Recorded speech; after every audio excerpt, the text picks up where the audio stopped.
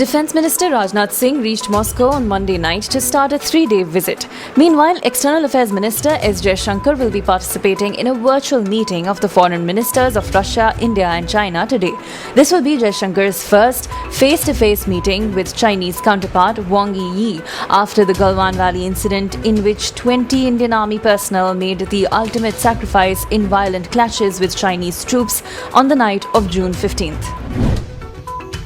The meeting between Lieutenant General Harinder Singh and his Chinese counterpart to reduce tensions on the line of actual control in Ladakh continued for more than 10 hours on Monday in search of a breakthrough.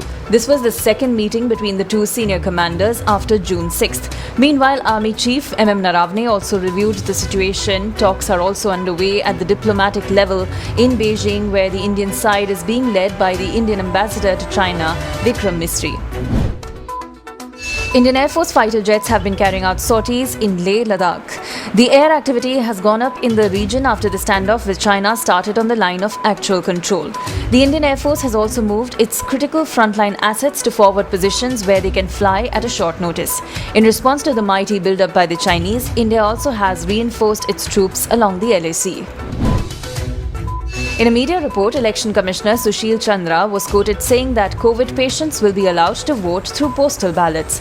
Chandra told the Indian Express that the Law Ministry has accepted the Election Commission's proposal on this issue, following which a new category of COVID-19 suspect or affected persons has been added under Rule 27A of the Conduct of Election Rules 1961. It appears the decision has been taken keeping the Bihar elections in mind, so it is likely that the elections will be held on time. Puri's famous Rath Yatra began this morning amid curfew. In a historic first, no devotees were allowed. A large number of priests and temple attendants gathered at the Jagannath temple after being screened for COVID-19. The Supreme Court permitted the annual Yatra to take place in a restricted fashion amid the pandemic. The temple complex was sanitized thoroughly before the rituals began. The Trump administration on Monday extended the freeze on issuance of green cards for new immigrants and suspended a range of work visas for foreigners, including all H-1B and H-4 visas till the end of the current calendar year.